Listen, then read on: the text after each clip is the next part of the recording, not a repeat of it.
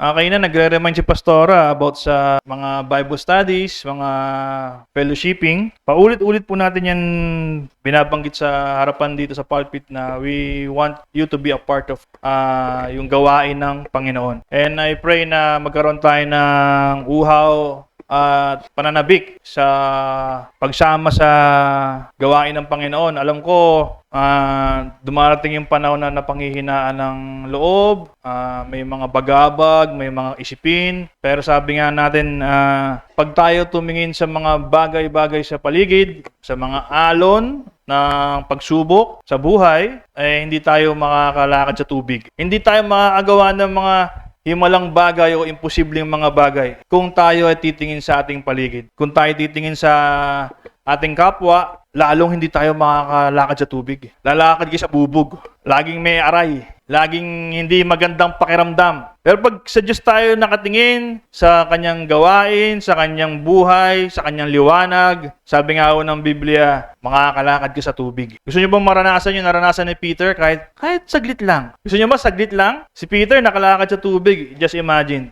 Ordinaryong tao nakalakad sa tubig kasi nakatingin siya sa Diyos. Naniwala siya sa Diyos, kay Jesucristo. Pero sabi dahil nga pansamantala lang siyang nalingon na nalingap. Ay, yung sinaing ko. Ay, yung bigas, wala na pala, kulang na. Maliit na bagay lang. Sabi ng Bible, kayong mga tao kayo, ang liliit ng iyong pananampalataya. Paano bang lumaki ang ating pananampalataya? Sinong makakatulong sa atin? Walang iba kundi si Jesucristo. Kaya nung kumakanta tayo, yung may kanta na Kuya Ambet na may hindi ako naging tapat. Anong lyrics na? Ako'y hindi naging tapat, pero pag-ibig mo sa akin ay sapat. Sarap naman nun, Lord. Pakitanong mo nga yung katabi mo, naging tapat ka na ba? Sige, tanongin mo yung katabi mo. Pag hindi sumagot, huwag mong tigilan. Naging tapat ka na ba? Ako po, aminin ko po sa inyo, maging honest po ako sa inyo. Sabi nga, hindi tayo pwedeng magsinungaling sa harapan. Ako din po ay hindi naging tapat. Sa araw-araw ng buhay natin, hindi tayo naging tapat sa Diyos. Kaya kung tatanungin niyo yung sarili niyo ngayon at sasabihin niyo, tapat na ako sa Diyos, nagsisinungaling po kayo. Even I, hindi po naging tapat sa Diyos. Hindi ako naging tapat sa maraming bagay. But then sabi nga, kahit hindi ako tapat, yung pag-ibig ng Diyos ay sapat. Totoo po ba? Na-experience niyo po ba yun? We don't need to lie. We don't need to pretend na naging tapat tayo sa kapatiran, sa simbahan, lalong-lalo na sa Diyos. Kasi hindi po. Pero sabi nga, sa kabila ng lahat ng ating hindi katapatan, nananatiling tapat ang Diyos. Naalala niyo yung preaching ni Kuya AJ about Hosea. Imagine, from the very beginning ng Old Testament hanggang dun sa last book ng Old Testament, hindi naging tapat ang mga Israelita. Hindi naging tapat ang mga tao na pinili ng Diyos. Nanilikha ng Diyos. Pero patuloy na nagiging tapat ang Diyos sa bawat isa. Just imagine that. Na-compare niya yung bayan niya sa pagiging prostitute, sa pagiging bayarang babae. Na-realize niyo rin po ba na we're the same? We're the same as those people na pinaburan ng Diyos. Actually, sabi ko nga kay Kuya AJ, hindi niya niligtas yung Israel o hindi niya patuloy na nililigtas yung Israel kasi mahal ng Diyos yung mga Israelita. Just imagine, sabi ng Biblia, ayaw ng Diyos sa makasalanan. Ayaw ng Diyos sa mga taong hindi nagmamahal sa Kanya. Pero bakit yung Israel, bakit tayo patuloy niyang inaabot? Naano niyo ba, napagtanto niyo po ba? Ayaw pala ng Diyos sa kasalanan. So ibig sabihin, tayong makasalanan, ayaw sa atin ng Diyos. Pero bakit hanggang ngayon yung awat habag ng Diyos nasa atin? Kasi sabi po ng Biblia, ang Diyos ay tapat sa kanyang pangako. Nailigtas niya at patuloy niya nililigtas at ililigtas ang Israel kasi nakapangako siya. Kanino po? Kay Amang Abraham. Doon sa pangako niya kay Amang Abraham, sabi nga, naging tapat ang Diyos. Kaya sabi kahit anong kawalang hiya ng Israel, kahit anong pag-uugali nila na wala silang pagmamahal sa Diyos, patuloy na binibigyan ng awat habag pagkakataon ng Diyos. Makapanumbalik sa Kanya because of that promise. That's why sabi, ang Diyos lang ang tapat at tayo ay hindi tapat sa Diyos. Maikukumpara tayo sa Israel. Maikukumpara tayo sa mga tao na minahal ng Diyos pero hindi nagmahal sa Diyos. And sa everyday na buhay natin, tayo ay hindi nagiging tapat. Mamaya, pagtapos ng gawain, balik tayo sa lumang buhay, yung lilingon ka lang na saglit, wala na agad sa paningin mo si Jesucristo, ginagawa mo na naman yung gusto mo. Hinahanap mo yung kagustuhan ng yung sarili na mapanglaman. Ano pong sinasabi natin? Ayoko po kayong maging kampante. Na, oh yes, nakakatin tayo ng mga gawain. Sabi nga, isang beses na nga lang sa isang linggo. Dati 3, dati 4. Kaya sa mga kabahagi ng simbahang ito, sa mga elders natin na nagbabahay-bahay, nagbabible study, ang Diyos po nakakakita ng puso ng bawat isa. Sabi, ang Diyos ang magre-reward sa inyo. Hindi po kami. Kaya sabi ko nga, sumusunod ba tayo sa Diyos kasi may kapalit? Alam niyo po ba, lumalapit ang bayarang babae sa isang lalaki kasi may pangangailangan siya? Alam niyo po ba yon? Hindi po naghahanap yung babae ng panandaliang aliw. Naghahanap siya ng may mailalagay sa kanyang sikmura. Kaya siya lumalapit kung sa kani-kaninong lalaki. At sa buhay ho natin, tayo'y pareho lang. Lumalapit lang ba tayo sa Diyos kasi may pangangailangan tayo? Kasi meron tayong kakulangan? O lumalapit tayo sa Diyos kasi alam natin na dapat siyang papurihan, pasalamatan at mahalin. Kasi kung hanggang ngayon ganun pa rin po tayo, lalapit lang tayo kasi may pangangailangan, wala po tayong pinagkaiba sa babaeng bayaran. Nagugutom, may pangangailangan, gustong mabuhay. Tanungin niyo yung katabi niyo, tanungin niyo yung sarili niyo, bakit ka nandito? Yeah? Na-invite ka ba? Pinilit ka ba ni pastora? Bakit ka nandito? Alam niyo po ba na dahil nga tayo hindi tapat sa Diyos, malaki pa rin po yung chance na hindi tayo makapasok sa kaharian. I cannot be happy na makita at malaman na doon din tayo lahat pupunta. Kasi sabi naman sa simbahan, okay na kayo. Wala na kayong problema. Nasa Diyos na kayo lahat. Kaya tanong, totoo bang naging tapat tayo sa Diyos? Alam niyo po ba yung babae sa Samaria, yung Samaritana na nag-iigib ng tubig? Naalala niyo yung kwento? Ano po ginawa ng babae? By that time, sinadya ng Diyos na pumunta doon. Sinadya ni Kristo na pumunta doon. Nasumpungan ng babae si Jesucristo doon sa balon. Hindi yun coincidence. Sinadya ng Panginoon na puntahan yung Samaritana sa balon. And every day of our lives, sinasadya ng Diyos tayo ay katagpuin. Totoo po ba? Yes. Hindi po kami nang nagdala sa inyo dito. Ang Diyos ang nagdala sa inyo dito. Ngayon kung nakakatagpo nyo ang Diyos sa lugar na ito, maging tapat kayo sa Diyos. Nung panahon na yung babae ay tinanong ng Diyos, hindi yung nagsinungaling yung babae. Sinabi niya sa Diyos kung anong katayuan ng kanyang buhay. Sabi ni Jesus, tama, hindi talaga yun ang asawa mo. Marami kang asawa. Kapag tinanong tayo ng Diyos, nakakasagot pa tayo ng diretso? Are we being honest with God? Pag tinanong kayo, ano pa pangangailangan mo? Ano pa bang hinahanap mo? Bakit ka ba narito? Gusto ng Diyos maging honest tayo sa Kanya, maging tapat tayo sa Kanya sa lahat ng pagkakataon. Kaya sabi, pag dumating yung panahon na hindi na tayo katagpuin ng Diyos, wala na tayong pagkakataon. Kaya sabi ko, nandito po tayo, huwag po nating sayangin yung pagkakataon na makatagpo natin ng Diyos. Maging tapat tayo sa Diyos. Kasi nga sabi ng Panginoon, gusto niya ng isang bride na tapat, pure, walang karumihan. Kaya pagdating ng panahon, sabi, siya yung bridegroom, tayo yung bride, the church. Gusto niya yung church na matatagpuan niya, masusumpungan niya, tapat sa Kanya. I know, sabi kanina, may mga struggles eh. Sinusubok tayo ng Diyos, pinaparanas ng Diyos sa atin yan. Sometimes, tayo yung gumagawa ng problema, pero minsan, pag nakita ng Diyos na, sumusunod na sa akin to, bibigyan ka niya ng pagsubok para mas matrain ka pa, maging mas malakas ka pa. Maalpasan mo yung mga pagsubok sa buhay. Maging karapat dapat ka. Pero sa maliit na bagay, sabi nga, hindi tayo mapagkatiwalaan. Yung simpleng pagmamahal sa kapwa, hindi natin maipakita. Yung simpleng pagiging tapat sa kapatiran, hindi natin makita. Nagiging tapat ba tayo sa Diyos? O niloloko lang natin ang sarili natin? Kasi kung lolokohin lang natin ang sarili natin, wag na lang tayo magsimba. Wag na lang tayo lumapit sa Diyos. Nagsasayang lang tayo ng panahon. Pero hindi po yan tinuturo dito eh. Tinuturo po dito yung katotohanan ng salita ng Diyos. And ayaw po namin magsinungaling. Yes, nagkakaroon tayo ng progress sa simbahan. May mga napupuntahan tayong mga gawain. Sapat na po ba yun? Sabi nga, kung meron tayong mga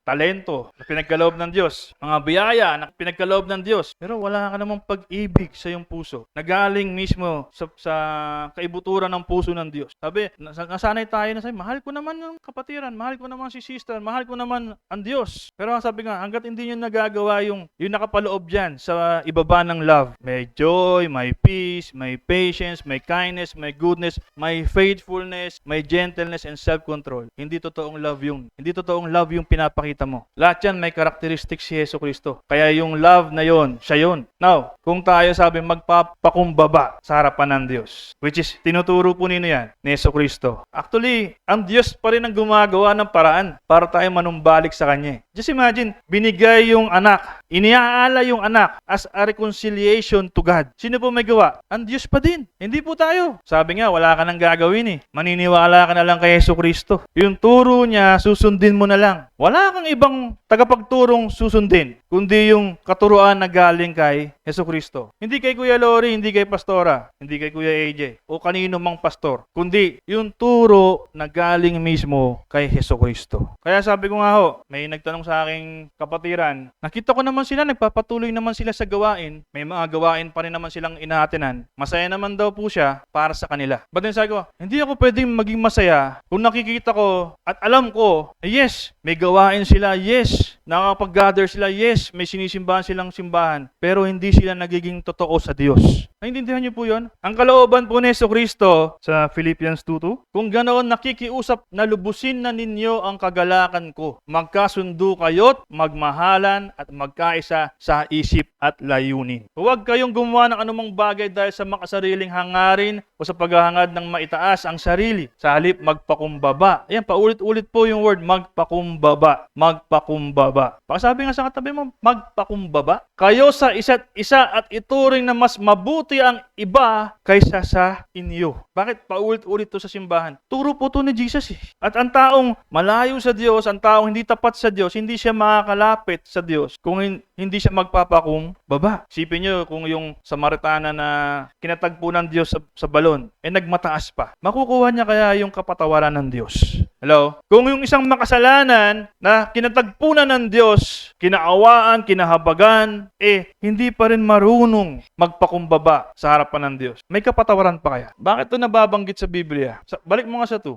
Sa gawin mo 1, para malaman natin bakit kailangan lubusin yung kagalakan. Hindi ba't masigla kayo dahil na kay Kristo na kayo? Hindi ba't masaya kayo dahil alam ninyong mahal niya kayo? Hindi ba't may mabuti kayong pagsasamahan dahil sa banal na espiritu? At hindi ba't may malasakit at pag-unawa kayo sa isa't isa? Are we doing this, church? Sabi, dahil kayo ay na kay Kristo Jesus na. Nagagawa na natin yung mga bagay na bunga ng Espiritu Santo. Sabi, yung kagalakan yung pinaka-tuktok ng kagalakan ay inaarok. Sabi nga yun, may joy. Mataas na po ba yung joy sa fruit of the Holy Spirit? Isang step na lang, love na eh. Pag nakumpleto mo yung joy, nakaabot ka na sa joy, ano na next nun? Love na. Pero pag wala kang joy in serving one another, in being a part of this family, hindi mo makukuha yung love. Or are we just, okay lang yan, di ba? Alam ko naman yung Bible eh. Okay lang yan, nagbabasa naman ako eh. Okay lang yan, nagpe-pray naman ako eh. Pero yun ba yung pinagagawa ng Diyos sa atin? Sabi ng Bible, sinong sumusunod sa Diyos kay Jesucristo, siya lang ang pwedeng tawaging alagad ng Diyos. Turo niya po ito eh. Alam niyo po ba na yung Ama sa langit at si Jesucristo, same din po ang gusto nilang mangyari. Na yung joy, maramdaman natin at maramdaman niya rin. Bakit po? Kasi hindi po yung Diyos, tawag dito, yung walang pakialam. Ang Diyos po natin ay may pakialam sa lahat ng bagay. Just imagine, binaba niya yung kanyang anak, nagkatawang tao para ma-realize din niya or sabi nga, ano ba yung mga pag-iisip ng mga taong ito? Paano ba sila nakakaramdam? Paano ba sila, di ba, nag-iisip? So, bilang Diyos, nagkatawang tao para maranasan niya rin yung nararanasan natin. Sabi nga, binaba yung kanyang level para maabot tayo. So, kaya sabi nga, kung paano tayo nasaktan din po ba siya? Paano tayo naging masaya? Naging masaya rin po ba siya? Kaya nga po sabi nga, ayaw niya nakikita yung mga tao niya na nahihirapan. Ayaw niya kayo nakikita nagdurusa. Ayaw niya kayo nakita na hindi na-fulfill yung purpose nyo. To the point, sabi nga, kailangan niya pong maging tao para tayo abutin. Pero anong ginagawa po natin? Yung sa pagiging nating hindi tapat sa Diyos, sa bawat isa. Sabi nga, kung anong ginagawa mo sa kapwa mo, ginagawa mo rin sa Diyos. Now, sabi nga ng Bible, do not judge or you will be judged. It may sound like I'm judging people based on what? Based on their appearance, based on their attitude, based on their lifestyle, based on their personality. Hindi po eh. Sabi po ng Bible, do not judge, but test every spirit. Ando na po ba kayo sa point na yon? Na nakikita niyo na kung anong spirito yung daladala ng tao na yon? Judgmental yan si Kuya Lori. Si Pastora, judgmental yan. Nanguhusga yan, nangahamak ng tao. No, hindi po. Nakikita po yung spirito na daladala ng tao. Bakit po? Kasi kung ano yung ginagawa niya, nagre-reflect po doon. Kung anong sinasabi niya, nagre-reflect din po doon. So kung puro kasinungalingan ng kanyang binibitawang salita, spirito po ba ng Diyos? Pag walang pagpapatawad, spirito po ba ng Diyos? Pag laging nagkukunwari, espiritu po ba ng Diyos? Pag may hinanakit, sama ng loob, espiritu po ba ng Diyos? Kukumpare nyo na lang. Basic, elementary. Ang walang pag-ibig sa kapwa ay hindi sa Diyos. Ang hindi pagpapakumbaba ay hindi sa Diyos. So why are you thinking or why are you saying na ginajudge natin ng tao? No. Nakikita po sa mga gawa. Kung ano yung gawa mo, yun yung spirito behind you na nagko-control sa'yo. Now, anong kailangan gawin? Magpakumbaba. Tama si nanay ba to? Magpakumbaba. Kasi sabi, hindi ka kalulugdan ng spirito ng Diyos o ng Diyos mismo kung wala kang basag na puso. Hindi ka lumuluhod sa Diyos. Hindi ka umaako na ikaw ay nagkamali, ikaw ay kulang, ikaw ay hindi sapat. Lahat po tayo hindi sapat. Sabi ko nga kanina, lahat tayo hindi naging tapat. Kaya nga po sabi, anong kailangan mong gawin? Kapatid, anong kailangan daw gawin? Magpakumbaba. Pangilan po ba yan dyan? Sa fruit of the Holy Spirit. Pagpapakumbaba, saan dyan nakapaloob yun? Simula ka sa simula. Sa pinakababa. Kaya nga, pagpapakumbaba. Hindi mo pwede sabihin, may goodness naman ako sa puso pero wala kang self-control. Ay, nag-skip ka? Okay lang ba mag-skip? Sa school, pwede ba mag-skip? Mag-cutting classes, pwede? Hindi rin Kasi may proseso po tayo Di po ba? So magsimula tayo sa ibaba. Pag sinabi po natin accelerated, yun po yung mga gifted child. Accelerated. Pero sabi, kailangan mo magsimula sa simula. Now, napakaano naman ni Kuya Lori. Ang aga-aga Gini-guilt trip kami ni Kuya Lori. Hindi po tayo naging tapat sa Diyos. Everyday po. So sabi, everyday you carry your own cross. Naintindihan niyo po ba yun? Carry your own cross daily. Itanggi mo, i-deny mo yung sarili mo. Sabi nga, be less of yourself. Hindi yung pakiramdam mo lagi, tama ka. Pakiramdam mo lagi, ikaw lang yung tama. Di po ba? Pakiramdam mo lagi, sila lang ang may problema, ikaw wala. Problema saan? Pag-uugali. Hindi po tayo po pwedeng maging kampante na, ay, umati naman ako ng Sunday, marunong akong mag-pray, lagi ko kausap si sister. No. Kaya sabi nga, lumalapit tayo sa Diyos dahil ba alam na natin ang mga bagay-bagay? Lumalapit po ba tayo sa Diyos kasi sabi ng Bible tayo ay binago na ng Diyos? Umatin ba tayo ng gawain kasi utos yun ng Diyos? Or umatin ka ng gawain kasi mahal mo ang Diyos? Umatin ka ng gawain kasi gusto mo makiisa sa gawain ng Diyos? Walang kapalit, walang motibo. Papurihan ng Diyos sa iyong mga gawa. Minsan sabi ko nga ako ng Friday, ang tao to see is to believe Hindi susunod kasi hindi niya pa nakikita. Hindi po faith yun. Tama ba? Pag nakita mo ba ang isang bagay, tsaka ka lang dapat sumunod? Kunyari, sabi sa barangay, may bigayan dito ng 1K sa 4-piece. May announcement, kunwari, may bigayan ng pera. In-announce. Faith po ba yun? Kasi pumunta ka. Hindi, alam mo na Tama ba? Pag alam mo na, hindi faith yun. Yung faith po, yung kahit hindi mo narinig. Tama? At hindi mo nakita, pag sinabi ng Diyos, sige, pumunta ka. Sige, gawin mo. Susunod ka. Nung sinabihan po ng Diyos si Abraham, iwanan mo yung angkan mo, pumunta ka dun sa lupain na sinasabi ko, may sinabi ba si Abraham, ano meron dun, Lord? May pagkain ba dun? May kayamanan ba dun? May matitiran ba ako dun? No, sumunod lang po si Abraham. Nung sinabi, ialay mo yung anak mo, Lord, papalitan mo ba? Lord, anak ko to, hindi mo ba alam? May question po ba? Di, sumunod lang. Ganun po magtiwala sa Diyos. Ganun po yung faith ni Abraham. Kaya nga sabi, yung pangako ng Diyos na kay Abraham Ganun na po ba tayo? Kailangan pa ba nating malaman yung mga bagay-bagay bago tayo sumunod? Yung mga nag-house to house po, bakit po kayo nag-house to house? Kasi sinabi ni Kuya Lori, may pagkain daw dun Libre daw dun, may take home pa Yung ba yung dahilan? Ba't tayo nag-house to house? Hindi po. Nag-house to house kasi gustong sumunod sa Diyos. Sumusunod sa Diyos kasi sabi nung nabasa niya sa Biblia, unahin daw ang Diyos sa lahat ng bagay. Huwag daw problemahin yung problema, hayaan yung problemahin yung sarili niya. Tama ba? Sabi, sumunod lang. Live one day at a time. Yung buong 24 hours. Make sure na purihan mo ang Diyos sa buhay mo. Kung yun na po ang, di ba? Kung yun na po ang mindset natin, kaya ka sumusunod kasi nagtitiwala ako sa Diyos Diba? Nagtitiwala sa Diyos. Gustong sumunod. Hindi alintana yung mangyayari bukas o kaya mamaya. Basta ngayon, susunod ako. Gusto kong maging tapat sa Diyos. Ngayon, gagawin ko yung para sa Diyos. Kaya nga po kayo na dito. Sabi, magkasundo kayo, magmahalan, at magkaisa sa isip at layunin. Wala ka na dapat tanungin dyan Ba't kailangan namin magkaisa? Bakit kailangan namin mag-fellowship. Hindi na po kailangan tanungin eh. Inutos na eh. Sino yung nag-utos? Si Jesucristo. Kailangan ba sundin? Yes, kasi sabi mo, naniniwala ka sa Diyos. Ito nga hirap minsan sa tao eh. Ito sa mga anak ko, sinasabi ko to. May mga anak dito. Takot na takot sa teacher. Yung po sinabi ng teacher, hindi, kailangan gawin to eh. Kasi may grades eh. Kasi babaksak eh. Pero inuutos ng magulang, gawin mo to. Nakalipas na ilang oras, hindi pa ginagawa. Inabot na ng kinabukasan, hindi pa rin ginagawa. Nakalimutan na nga eh. Pag gusto natin sumunod, nakakasunod. Pero pagdating sa Diyos, sabi ng Diyos, magmahalan kayo, have fellowship with one another, maging tapat kayo sa isa't isa. Hindi natin nagagawa. Kailangan pa ba? May authority galing sa presidente. Kahit yung presidente nga, hindi na napapahalagahan. Yung nangyayari sa bansa natin. Wala na hong makadiyos eh. Sa totoo lang po, wala nang makadiyos. Actually, hindi naman siguro lingid sa kaalaman ng marami. Sabi ng Biblia, sino daw po yung prinsipe ng mundo? Sino? Sabihin niyo sino? Si Satan. Ano sabi? Prince ng mundo.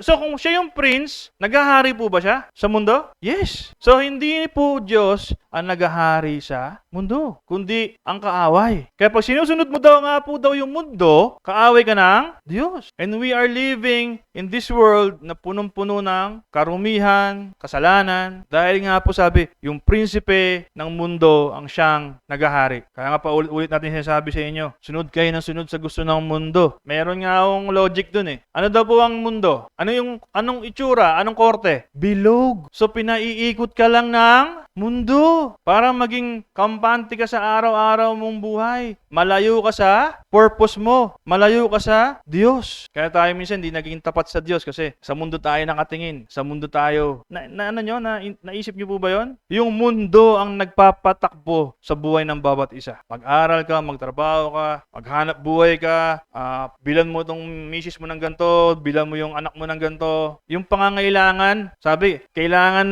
mong magtrabaho kasi pangangailangan, ano sabi ng Diyos? Sino daw ang Diyos? Source of everything. May gawa ng langit at lupa. Bakit ka sa mundo umaasa? Di dapat sa Diyos? Ba't sa mundo ka nagtitiwala? Di ba dapat sa Diyos? Ba't hindi ka nagiging tapat sa Diyos? Kasi, Kuya Lori, mas madali dito sa mundo eh. Di ba? Onting kalabit mo lang meron na eh. Tama ba? May nasanay tayo ng ganyan eh. Yung onting kalabit lang meron na, kaya mas madali dito. Mahirap kay Lord. Kasi kay Lord, mag-aantay ka pa eh. Totoo ba? Kaya ganun minsan yung tao eh. Hindi, kailangan kong maghanap buhay. Kasi bukas, kailangan ko nito eh. Pag kay Lord ako lumapit, mag-aantay pa ako eh. Minsan, di pa nga dinidinig yung panalangin ko eh. Kaya doon na lang kay kumare. Kapit patalim na lang tayo. Di wala kang love, kasi wala kang patience. Di ba? Hindi ka makaptiis. Sabi, Lord, magtitiwala ako sa'yo. Diba? Hindi ako aasa sa kahit kanino. Sa'yo lang, Lord. Few moments later. Narinig niyo ba yan sa social media? A few moments later. Ayun na, doon na kakapit bahay. Nangangalabit na. Nawala na agad ng faith. Hindi na agad naging tapat. And we are like that every day. Asa sa mundo. Sabi mo nga sa katabi mo, asa ka sa Diyos. Asa ka sa Diyos. Maging tapat ka sa Diyos. Sister! Uy! Kuya Lori, ang hirap eh. Ang hirap, Kuya Lori. Mahirap po talaga. Kaya kailangan mo ng self-control eh. Kailangan mong pagpipigil sa sarili. Amen? Sabi ng Biblia, ang Diyos mo daw yung sikmura. Kaya yung iba hindi nakakapag-fasting eh. Sino na yung nakakapag-fasting dito? Uy, si Ate Jeannie Sil daw. Yung iba hindi na nakakapag-fasting. Sino yung never pa nag-fasting? Never. As in never. As in 24 hours hindi pa nakapag-fasting. Meron ba isang araw? So lahat kayo nakapag-fasting na? O wala lang makain? Magkaiba yun ha? Yung walang mabili lang o yung nag-fasting talaga pero may pangbili. Kasi hindi counted po yun. Hindi counted yung walang pambili. Okay? Ang fasting po. Yung may pambili ka pero ayaw mong kumain o napipigilan mong hindi kumain. So, pag ikaw walang pambili, hindi po counted yun. Hindi fasting yun. Gutom yun, gutom. Sige nga, yung nakapag-fast na po, yung nade-deny po yung sarili. Sabi nga, deny yourself daily. So, kailangan mo ba mag-fasting daily? Pwede po. Kung kakayanin ng pagpipigil mo sa sarili. Ang tao ngayon, maya't maya, gutom eh. Onting browse mo lang sa Facebook. Nakakita ka lang ng kumakain. Gusto mo na rin kumain eh. Diba? Lahat po tayo guilty dun eh. Gawa po ng mundo yun. Totoo po ba? Gawa ng mundo. Nakikita ng mata mo, gusto mo na rin. Trending, gusto mo na rin. Diba? Minsan nga sabi, uy, may pinipilahan doon. Nakita mo sa social media. Pila ka na rin. Nung natikman mo, pangit pala ng lasa. Tagal kong pumila. Trending kasi. Mundo kasi, makamundo eh. Hindi ka na agad naging tapat sa Diyos. Ginawa mo na agad yung gusto mo, pang sarili. Ang tao rin rin po mahilig sa easy money. Kaya marami po online sugal o scatter. Isipin nyo, yun ang pinopromote na po sa mundo. Balik na naman po yung mga kalaswaan. Nawala na ho yun eh. Bumalik na naman ho. Okay na ulit yung mga babae magubad-ubad sa media. Dati tinanggal na ho yun. Nakakalungkot ho. Ngayon, binalik na ulit. Di marami na naman pong mababaltaan tayo na ni-rape. Punong-puno na ho ng kahalayan yung mundo. May post nga ho si Sister Rupa, yung 2 years old daw. Just imagine, 2 years old. Why? Why these things happen? Kasi hindi sa Diyos nakatingin. Hindi naging tapat sa Diyos. Kung ano yung gusto ng mundo, yun ang ginagawa. Magugulat na lang tayo, Kristiyano daw, pero yun ang ginagawa. Kristiyano daw, pero ganun ang pag-uugali. Kasi hindi ho sa Diyos nakatingin. Ngayon, saan po tayo nakatingin, mga kapatid? Saan po tayo nakafocus? Nalala niyo po yung exhortation last time? Di ba? Yung ilaw ng mata, siya yung liwanag ng buong katawan. Saan ka nakatingin, yun ang magpapagana sa'yo. Totoo po ba? Kung sa Diyos ka nakatingin, sabi, anong lahat sa Diyos? Lahat ng kabutihan nasa Diyos. Mabuti rin ang iyong gagawin. Pero kung sa mundo ka nakatingin, kung anong ginagawa ng mundo, yun din ang gawa mo. Kaya nga sabi, you don't judge people. You see them by their fruits. Totoo po ba? Kukorek ko lang po kayo ha. Yung salitang akay,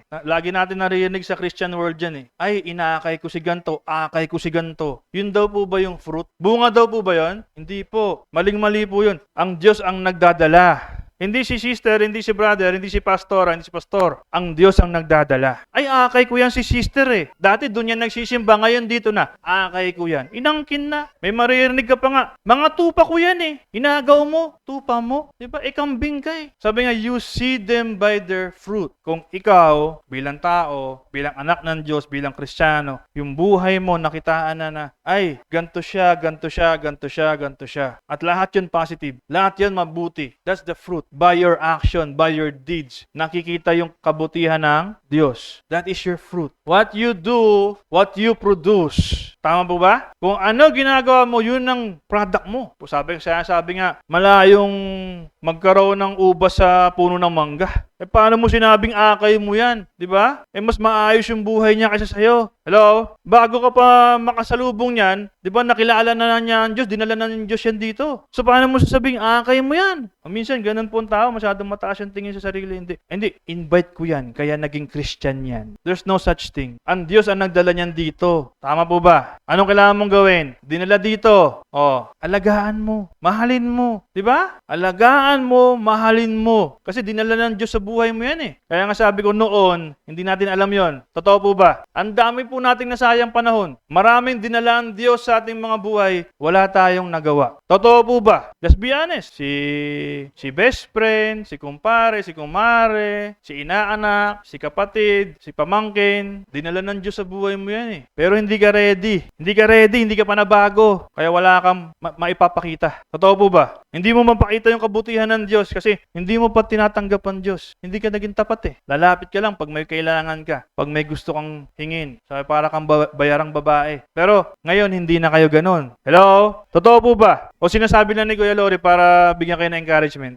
Ngayon po ba hindi na kayo ganun? Makakasagot nyo sarili nyo rin. Praying and hoping. Dahil alam nyo na yung salita ng Diyos. Yung dadalhin na ng tao ng Diyos sa buhay nyo, may akay nyo sa Panginoon. Madala nyo sa Panginoon. Alagaan nyo, mahalin nyo. Okay po ba yun? Hindi po pwede tayong maging Kristiyano at ang katwiran po natin ay hindi pa ako ready.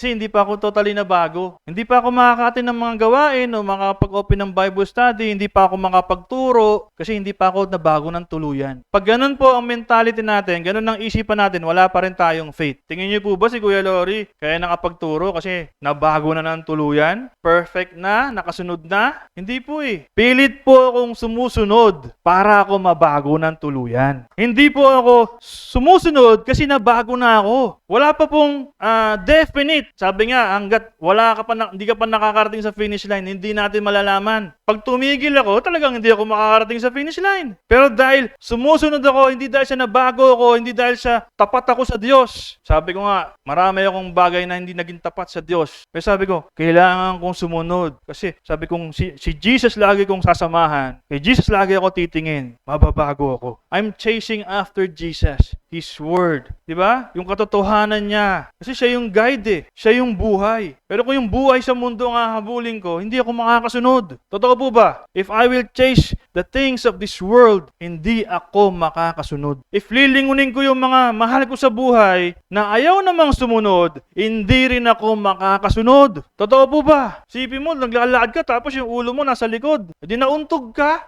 Di po ba? Nadapa ka kasi hindi mo nakita yung dinadaanan mo eh. Bakit? May nililingon ka eh. Naglalakad ka nga. Sa iba ka naman nakatingin. Sa marangyang buhay, sa negosyo, malaking bahay, sa kotse, sa trabaho na malaking sahod. Hindi ka nakatingin sa Diyos. Nakatingin ka lang doon sa pwede mong makuha sa... Alam niyo po ba ganun ang ginagawa ng mundo ngayon? Inaabot na sa inyo, hindi na kayo mahihirapan. Totoo po ba? Inaabot na lang sa inyo. Para hindi kayo makatingin kay Jesus. Para hindi kayo makasunod sa Diyos. Inaabot na lang sa inyo ng kaaway. O, ice cream kayo dyan. O, may diabetes na yan. Inabot pa din. Walang control. Ganun po tayo eh. Walang focus sa Diyos. Hindi naging tapat. But then sabi nga ng Bible, magandang balita. Mabuting balita. May magandang mensahe pa din ng Diyos. Yes, hindi tayo naging tapat, pero palagi siyang sapat. Every day na binibigyan kayo ng buhay, may pag-asa. That's why every day lumapit ka sa Diyos. That's the goodness of God. Awat habag ng Diyos. Kagaya ng mga Israelita, ang tigas-tigas ng ulo. Same sa atin. Matitigas pa din ang ulo hanggang ngayon. Yung hindi matigas ang ulo, sige lumabas na. Lahat tayo matitigas ang ulo, hindi nakakasunod. Ayaw pa ding sumunod. Narinig na nga, ayaw pa din. Pero the good thing is, hindi tumitigil ang Diyos sa pag-abot sa atin, sa pag-remind sa atin. That's why nire-remind kayo ngayon. Hindi kayo pinapagalitan ni Kuya Lori. Hindi rin kayo inaaway. Nire-remind kayo. Na sana po maging tapat kayo sa Diyos. Kasi ayaw po namin madatnan, masumpungan tayo ng Diyos na hindi tayo tapat. Palalabasin po tayo sa pintuan. Sasaraduhan tayo ng pinto. Sabi, saan na itatapon? Saan na itatapon? Kasada. Can we go to 2 Corinthians? Ay, mabilis lang po ito. This is a reminder. A reminder to everybody. Kasi, totoo po ang Biblia eh. Kung ano po nangyayari noong unang panahon sa mga Kristiyano, nangyayari pa rin hanggang ngayon. That's why sabi nga yung Biblia, buhay po ito eh. Hindi pa nangyayari, nasulat na. Sabi po sa 2 Corinthians 6:1, bilang mga katuwang sa gawain ng Diyos, ito po, this is a plea. Pag sinabing plea, pakiusap. Okay? Nakikiusap kami sa inyo na huwag ninyong baliwalain ang biyaya ng Diyos na inyong natanggap. Ano po ba yung biyaya ng Diyos na natanggap nyo? Buhay nyo every day is a grace from God. You don't deserve to live. We all deserve to die and be punished. Pero by the grace of God, may buhay kayo. And habang may buhay kayo, may pagkakataon kayong magbago at lumapit sa Diyos. Next. Sapagkat sinabi ng Diyos, dininig kita sa tamang panahon. Every time nagagalaw ang Diyos sa buhay mo, it's God's perfect time. Hindi ka pwede magmadali. Kaya nga kailangan mo ng self-control. Antayin mo yung galaw ng Diyos. Amen? Wala naman sinabi ng Diyos, huwag ka gumalaw eh. Pero sabi ng Diyos, mag-antay ka. Kasi meron po tayong tamang panahon. Mainipin kasi tayo eh. No? Kilala ko mainipin. Ito matawa. Matawa yung pastora. At tinulungan kita sa araw ng kaligtasan. Kaya makinig kayo. Ngayon na ang tamang panahon. Ngayon na ang tamang panahon. Ngayon na ang araw ng kaligtasan. The moment you believe Jesus, the moment you listen and obey Jesus, tinanggap mo na yung kaligtasan. Hindi kami gumagawa ng kahit ano na ikatitisod ng ibang tao. This was Apostle Paul. Just imagine, he's being honest. Ganon din po ang heart namin. Bakit namin kayo tuturuan ng mali? Sinabi ko nga po sa inyo, pag kayo nahulog lahat sa impyerno, kasama ako. Totoo po? Ngayon, ayoko mapunta ng impyerno, hindi ko kayo sasama doon. Gusto ko pumunta ng langit, gusto ko rin kayong makapunta ng langit. Sinasabi rin po doon, ni Apostle Paul, hindi kami gumagawa ng kahit ano na ikatitisod ng ibang tao. So kung meron kayong hindi nagustuhan sa sinabi namin, isipin nyo mabuti, huwag muna kayong magalit. Huwag muna kayong mag-react. May nakita kayong hindi nyo gusto, Lord, kung ano man yung nakita ko, please paki-explain. Pwede ba yun? Hayaan mo si Lord mag-explain sa'yo, magpakita sa'yo. Bakit ganun naging reaction ni Pastora, ni Kuya Lori? Ano ba nangyari? Ibig sabihin, hindi ka nag-judge agad. Mahal mo si Pastora eh. Mahal mo si Kuya Lori eh. Lord, ano man yung nakita ko, paliwanag mo sa akin bakit nangyari yun. Basta ito yung 100% guarantee. Di ba? Money back. Hindi namin kayo ilalagay sa mali. Hindi kami gagawa ng mga bagay na ikatitisod ninyo. Dahil may takot po kami sa Diyos. Ang being honest na nga po eh, hindi kami naging tapat sa Diyos. Meron kami pagkukulang araw-araw. Ano pa bang Gusto nyo marinig? Details po ba? Details pa? No. Lahat tayo makasalanan. Pero pilit nating gustong sumunod para tayo ay mapatawad, mabago. Di po ba? Sabi dito, para hindi mapintasan ang paglilingkod namin sa Diyos. Sabi nga ginagawa na nga natin yung mga dapat gawin sa simbahan. Inaayos yung mali, nililinis yung marumi, di ba? Pero makakarinig pa rin tayo ng mga maling kaisipan. Totoo po ba yun? Ginagawa naman, inaalagaan naman kayo ni Pastora. Busog naman kayo every Sunday. May tagapagluto naman kayong sister. Andyan sila. Nag-aambag pa nga Hindi na sumasapat minsan yung tithes and offering kasi, sabi ni Kuya Lori, okay lang wag magbigay hindi na nagbigay. Hindi naisip, para may pagsasalu-saluhan kami sa next Sunday. Kaya magbibigay ako. Hindi, sabi ni Kuya, okay lang daw wag Sipin mo, ginagawa naman natin yung dapat, yung tama. Hindi kayo pinipilit. Sa iba nga, sabi nga, 5 beses, 6 na beses yung ikapo Just imagine, 5, 6 na beses ikapo, tapos linggo-linggo, praise the Lord. Diba? Kaya mayaman na sila kaya, diba? Yung mga nakikinig naman, umatin, nagpapaloko naman. Dito, hindi Magbigay kayo na ayon sa pasya ng iyong puso. Mahal ko na yung mga kapatiran sa simbahan. Mahal mo na nga yung mga kapatiran.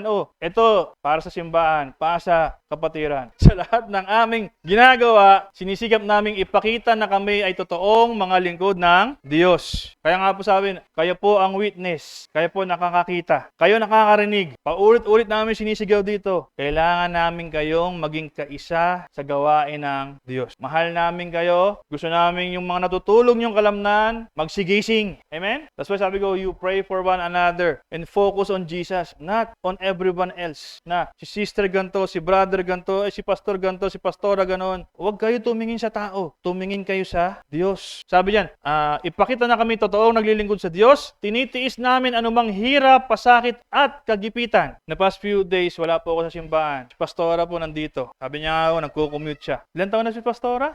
66. Naalala niyo yung kwento niya? Nagbubuhat siya ng mabigat na chipping gun, paakit ng overpass. Pasaway Pwede naman magpasama, pero pasaway Pero yung heart niya kasi, matapos na yung ginagawa sa simbahan. Sana nakikita nyo yung sakripisyo.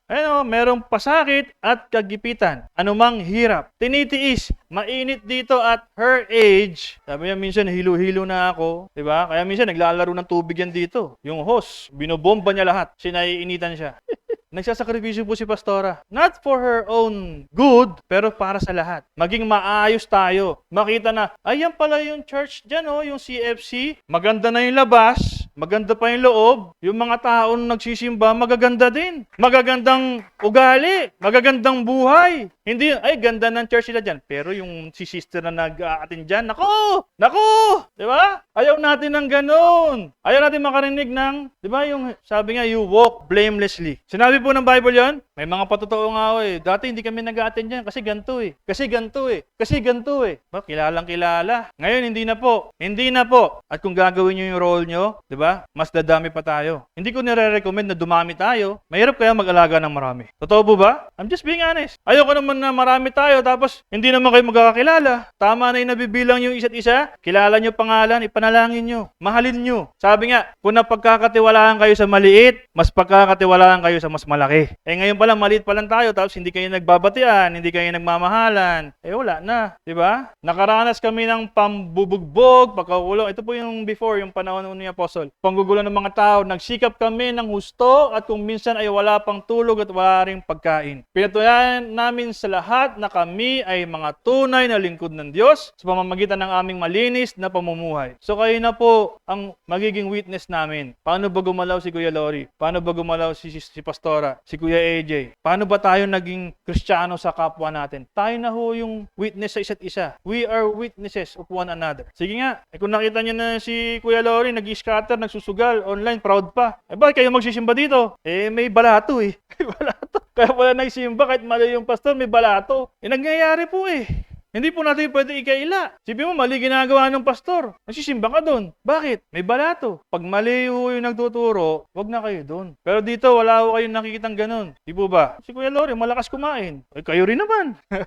Di ba? Masarap kumain eh. Oh. Kaya sabi, pag nag-fasting yung isa, fasting din lahat. Disiplina sa sarili. Pero hindi ho namin kayo tinuturuan na mali. Kaya nakikita nyo po. Wala tayong dapat, sabi nga, ibabato sa namumuno dito. Lahat po ng gusto namin mangyari para sa kabutihan nyo. Sabi dyan, kaalaman, pagtsatsaga, kagandahang loob sa pamamagitan ng patnubay. Ayan, lagi natin itong binabanggit. Patnubay ng banal na Espiritu sa amin sa tapat na pag-ibig. So, kailangan talaga ng guide ng Holy Spirit. Siya po ang nagbibigay niyan. Siya po, produce po yan ng Holy Spirit. Kung meron ka ng banal na Espiritu sa buhay mo, yan po ang makikita sa'yo. May product ka. Hindi yung, ang product mo lang na Holy Spirit is yung iyak lang ng iyak. Wala naman dyan crying. May crying ba dyan? Wala naman. Puspus daw ng Holy Spirit, iyak ng iyak. Wala naman ako nakita dyan crying. The fruit of the Holy Spirit, ang puspos ng Espiritu ng Diyos. Ayan po, nakikita sa buhay. Ayan po nakalagay, oh. Malinis na pamumuhay, kaalaman, pagtsatsaga, kagandahang loob sa pamamagitan ng patnubay ng banal na Espiritu sa amin, sa tapat na pag-ibig. At pananalita at sa pamamagitan ng kapangyarihan ng Diyos, ang matuwid naming pamumuhay, ang aming sandata na panlaban at pananggalang sa kaaway. Tamang buhay, tamang isip. Sabi, if God is with you, who will be against you? Wala po. Kahit anong ibato nila na kasinungalingan, hindi sila magtatagumpay. Bakit po? Katotohanan po yung aming sinasalaysay sa harapan. Ang aming sinishare ay yung katotohanan ng salita ng Diyos. Hindi po yung para maging makiliti lang yung tenga. Bilang mga lingkod ng Diyos, naranasan naming parangalan at siraan ng kapwa. Ang sinisiraan sino daw? Yung mga lingkod ng Diyos. Kahit walang ginagawang, di ba, mali. Sabi, purihin ng iba at laitin ng iba. Pawang katotohanan ng aming sinasabi, ngunit tinuturing kaming mga sinungaling. Oh.